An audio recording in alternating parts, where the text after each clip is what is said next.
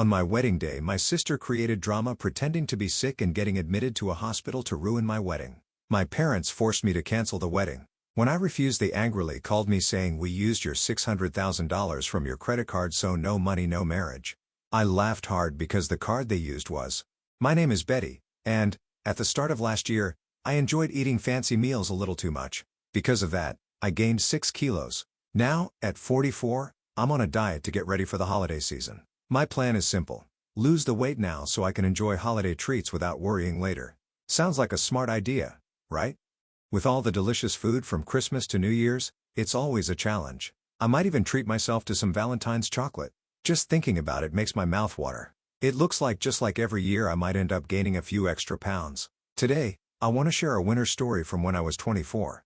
After dating for years, I was getting ready to be engaged to my boyfriend, Adam. It was time for him to meet my parents, a serious step that meant wedding talks were near. My parents liked Adam, which made things easier when discussing our future. But something unexpected happened when my older sister, Linda, who is 4 years older than me, came home from work. Right away, I noticed that she was strangely interested in Adam.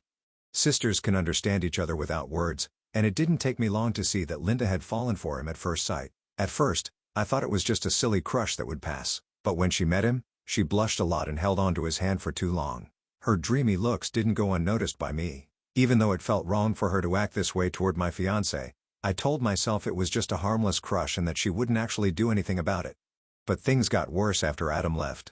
Right after taking a shower, with only a towel wrapped around her, Linda came to me and told me to break off my engagement. She accused Adam of being a womanizer and said I deserved someone better. But when I asked for proof, she had none. She was only going by her woman's intuition. The funny thing was, Linda had never even been in a relationship before.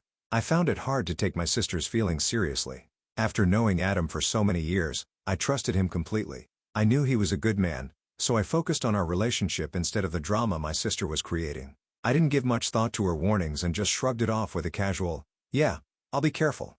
After that conversation, Adam started visiting our house more often.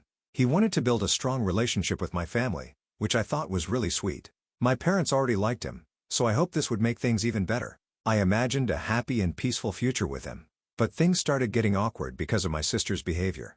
According to Adam, whenever I wasn't around, she acted way too friendly with him. She would grab his arm, stand too close, and even ask him strange questions like, "Don't you think Betty is a little immature?" She even asked for his phone number and once fell in a way that exposed her underwear. Luckily, Adam found her behavior more funny than attractive, which was a relief. If he had been the type of man to encourage this, it would have been a real problem. But my sister seemed to believe she still had a chance with him. Since she was my sister, Adam couldn't just reject her harshly without making things awkward in the family. Every time they met, she would sweetly call out to him, trying to win him over. It wasn't just because she liked him at first sight, she also knew he worked for a well-known company and thought he was the perfect catch for a stable future. "He's reliable, has a handsome face, and is such a good man," she would say, completely smitten with him. Despite all this, my parents never said a word about her inappropriate behavior. Their silence didn't surprise me. They had always been passive when it came to my sister's actions. She had never been very responsible. For example, if she was asked to heat side dishes, she would accidentally use a plastic container that would melt in the microwave. She wasn't good at studies or sports either. She often skipped swimming lessons, making excuses about her foot hurting, feeling sick, or having skin problems. It was the same with household chores, she never really did them well. She wasn't particularly beautiful either. But somehow, she always managed to create drama and attract attention, just like she was doing now with Adam. As the eldest daughter, my sister had always been treated differently by our parents. They never scolded her or corrected her mistakes. Instead, they quietly expected me to support her from the background. I was always told to let my sister shine while I stayed in the background, which felt unfair. It seemed like my parents thought she wasn't as capable as me and felt sorry for her.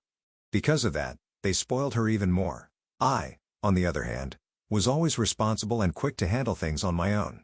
Maybe, for them, helping someone who already did well wasn't as exciting, so they focused more on my sister's needs. Over time, I got used to being treated this way, even when they downplayed my abilities in front of others. But as I grew older, I started to understand the value of my hard work, especially in school.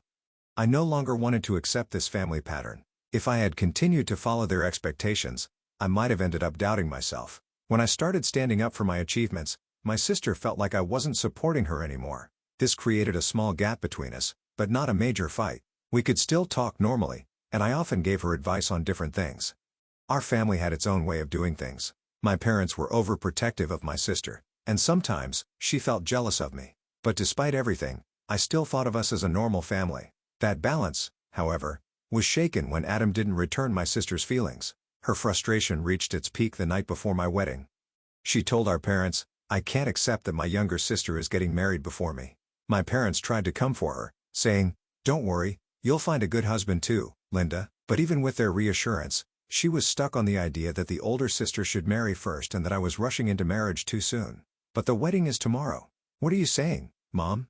Don't you care about me? I'm going to look like the sad older sister who got left behind," she cried. That night, I overheard a heated conversation between her and my parents from the hallway. Was it really necessary for her to marry before me? If I had waited for her, I would have lost precious years of my life. Her reaction felt too dramatic to me. I thought she would calm down after letting out her frustration. But instead, she made a shocking demand. "Mom and Dad will not attend the wedding tomorrow. So please, just accept that, Betty." I was shocked. My parents had actually agreed not to come to my wedding just to please my sister. It felt like they were following some strange rule where my sister had all the power. This wasn't just about spoiling her, it was something much worse. "Fine, I'll accept it. Let her have a wedding that no one in her family acknowledges," my sister finally said. But it was clear she didn't want me to marry Adam. She probably had feelings for him herself. The reality hit me. I was about to have a wedding without my parents, all because of my sister's jealousy. The night before, I barely slept, not because I was excited, but because I was filled with worry. I kept thinking about the awful conversation with my sister and parents. I couldn't forget the satisfied look on her face when she found out they wouldn't be coming. On the wedding day, I had to go through the painful task of explaining everything to Adam and his parents. "I'm sorry, but my sister is against this marriage, so my family won't be coming," I told them. Saying those words broke my heart. Adam's parents were stunned. They couldn't believe there were parents who had skipped their own daughter's wedding. They stayed silent for a moment, letting the weight of the situation sink in. Sensing how painful this was for me, my mother-in-law took my hand, and my father-in-law placed his hand on top of ours. "Remember, you have family here with you. Don't let this day be a sad one. Come on, give us a smile," my mother-in-law said warmly. Her words were filled with kindness, the kind of love and support I should have received from my own parents. At that moment, standing there in my wedding dress, tears filled my eyes. But Adam quickly came to my side, gently stroking my hair. "Jessica, I'm here as your husband. Please don't worry about who isn't here," he said softly. Seeing me about to cry, my in-laws and Adam tried to cheer me up. "Don't cry. You're the bride. Your makeup will run," they joked, trying to lighten the mood. Then my mother-in-law looked at me seriously and said, "Jessica, I know this is hard, but today is the start of your new life. Focus on building your own family now." Despite feeling abandoned, I felt their warmth as they wrapped me in a tight embrace. First my mother-in-law, then Adam, then my father-in-law. At that moment, I made a promise to myself. Just as my mother-in-law had said, this was my new beginning. That day, Adam and I got married, starting our life together. 14 years have passed since then. Adam and I have been blessed with 3 children, a smart daughter who can handle anything and 3 playful sons who always find a way to cause mischief around the house. Sometimes, I think back to that difficult time, but I have never regretted choosing Adam and the beautiful family we built together. I hear myself shouting, "Stop it now," and even I'm surprised by how much I sound like a strict mom. Life with Adam has been good, his career has grown, we bought a house, and we've been living a stable, happy life. Then one day, something completely unexpected happened. My father, mother, and sister suddenly appeared at our doorstep. After the wedding, I had distanced myself from my family and never shared my new address with them. Yet, somehow, they found us and showed up unannounced. Of course, my first words to them weren't warm greetings like, "It's been so long." Instead, I coldly asked, "What do you want?" My sister was the first to speak. "I need a favor from you," she said. My parents quickly joined in. "It's something only you can do for us," they added, looking at me seriously. I was confused. After 14 years of no contact, what could they possibly want from me now? I stayed silent, feeling both curious and uneasy. Then my mother finally spoke the shocking words. "We want you to give Adam to your sister." Adam and I stared at them in complete disbelief. "Wait, what? What do you mean I need to give Adam away?" I asked, my heart racing. My parents avoided my eyes, looking guilty, while my sister stood there with a smug look on her face. Despite being 40, still single, and now unemployed after her company shut down, She seemed completely unfazed by her situation. "It's tough," my father sighed. "We're worried about your sister's future. She's single and out of work." "Your sister's? You should understand and help her." Inside, I was screaming, "No way," but I stayed quiet, wanting to hear what else they had to say. Then my father spoke again, and each word made me angrier. "She has always liked Adam, and she's still alone because of that. You've had your time with him, haven't you? Can't you let your sister have him for the rest of her life? What are you even saying?" I snapped, completely shocked. Adam was just stunned, struggling to find words.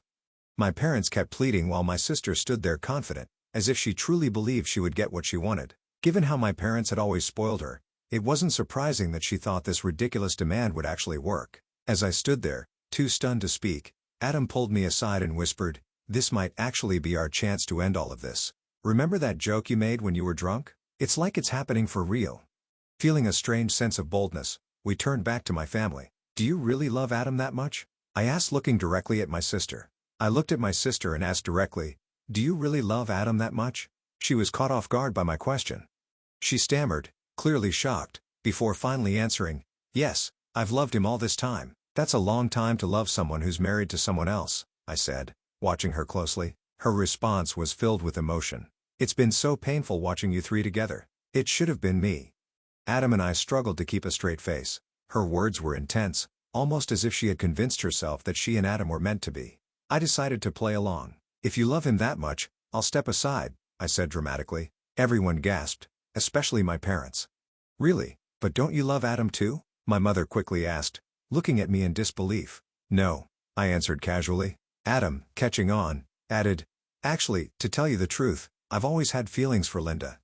My sister's face lit up with excitement. "Really? I knew it," she exclaimed, thrilled beyond reason. The whole scene was surreal. Adam and I exchanged glances, struggling not to laugh at the ridiculousness of it all. The truth was, we were happily together, but sometimes the best way to expose nonsense was to go along with it. I hugged Adam, noticing the playful sparkle in his eyes. "I've been waiting for this moment," he said, his voice shaking with suppressed laughter. Beside me, he pretended to cry, but his shaking shoulders gave him away. I leaned in and whispered, "Let's just finish this little act. We'll always be together." Meanwhile, my sister started talking to Adam as if they had been in love for years. It was as if, in her mind, she had been living a romantic story with him for the past 14 years. Adam grinned and said, "Linda, I'm so happy. Please be my support from now on." "Yes, absolutely," she replied eagerly. Then Adam dropped the bombshell. "So, I'm gonna quit my job." My sister's excitement vanished instantly. Her face went pale with shock. "What? I want to be with you all the time, Linda. So, I'm quitting my job. I won't even go outside anymore. I'll follow you everywhere, even to the bathroom. I'll watch you do housework," he said cheerfully. My sister's smile froze. Our parents looked uncomfortable. "But I don't have a job either. This is the problem," she stammered. "What's the problem? If we're together, we don't need to worry about money. Love is enough," Adam said, pushing the joke even further. My sister's panic grew. But these days, you need to pay for things like insurance. It's not like the old times. You can't live on love alone." Seizing the moment, I added, "Adam, if we do end up divorcing, I'll be taking a good share of the money and property, so you better be ready to pay up," I said. Adam laughed and added, "Don't worry, your sister and parents will handle the payments." Hearing this, my parents turned pale. They looked at each other, clearly in shock. "Linda, this is hard to say, but this isn't right. You can't just take your sister's husband." My father finally spoke. "Exactly, Linda. That's just not how things work," my mother added. But where had all their confidence gone? Just moments ago, they were demanding I hand over my husband. It was as if they had suddenly realized how absurd this was. "What are you talking about? You promised to give Adam to me," Linda protested. "That was before," my father said weakly. "I don't want to hear it," my mother snapped. Frustrated, Linda turned to her for support, but instead of comforting her, our mother just looked away. Suddenly, Linda lost control. "Doesn't anyone support me?" she screamed, grabbing our mother's hair. My father rushed in, trying to break up the chaos. Amid all the noise, Adam calmly stepped forward and got everyone's attention. "Honestly, you're not my type, Linda," he said bluntly. "I respect you as Jessica's sister, but that's it. I don't want to have much to do with you. And that look you always give me? It actually makes me uncomfortable." His words hit like a slap. My sister froze, while my parents stood speechless. "But, Adam, what about everything you said earlier?" Linda asked, her voice trembling. Please stop acting so casually with someone else's husband, I cut in. There was never a chance. He was never going to fall for you. That should have been the end of it. But as I watched my sister take slow steps toward Adam, her face pale, I blocked her path. We have a family. We are happy together, I said firmly. She stopped in her tracks and turned to me, her face twisting in anger. You tricked me, she shouted. I sighed. Linda, how could you believe that someone who hasn't contacted you for 14 years is in love with you? Isn't that unrealistic? Her face turned red, and tears welled in her eyes. I didn't hold back. Even if you were a great catch, maybe? But no one is interested in someone who has no job, depends on their parents, and I can't even take care of themselves. Mom has always done everything for you. That's not attractive. Behind me, Adam let out a quiet chuckle, understanding how ridiculous the situation was. Realizing the truth, Linda broke down into loud sobs. My parents, who had spoiled her all her life, tried to comfort her, but they looked lost, as if they were only now seeing the truth. I'm not giving Adam to you, Linda. Let it go, I said firmly. Her crying grew louder the way a child cries when they don't get what they want. Take this as a lesson, I continued. And don't ever try to involve yourself in our lives again. No matter what problems you have in the future, don't expect any help from us. For the first time in my life, I felt free. I slowly closed the front door. When my children asked what had happened, I smiled and said lightly, it's Halloween season, so it seems a ghost showed up early. My eldest child laughed and said, should we get rid of the ghost? I waved off the idea, but honestly, it felt strangely real. My sister's loud wailing outside had sounded just like a restless spirit. Another 5 years passed, and my sister remained single. She did manage to find a job, but her inappropriate behavior eventually got her fired. She rushed into marriage plans, but her attitude caused so many problems that she was even banned from matchmaking events. At this rate, it seems she may stay single forever. Meanwhile, my parents are still working part-time, tirelessly saving money for her. I think they've finally realized they can't depend on her to take care of them when they grow older. I hope they understand now that spoiling her all these years has its consequences. As for me, I've been lucky. Thanks to my husband's stable job and my children's academic success, I don't have to worry about school fees. Sometimes, I do wonder if having a job outside the home would help me burn off the extra weight I tend to gain during the holidays. My daughter, who is naturally slim and now going through a growth spurt, has started talking about dieting. But, I always tell her, wait until you're older, like me. There's no rush. My 3 sons have a passion for dancing. Recently they performed at a local event and won several awards. Full of confidence, they now dream of joining BTS one day. I secretly hope the band stays together long enough for them to have a real chance at making that dream come true. We often get visits from my in-laws, who are like real parents to me. The time we spend together is filled with love and laughter, especially over delicious meals. With spring break coming up, we're planning a relaxing spa trip as a family. We're all looking forward to spending quality time together. Even though my past had its struggles, my life now is filled with happiness. I have a loving husband, wonderful children, and strong family bonds. I cherish every moment and look forward to many more years of health, joy, and togetherness with my loved ones.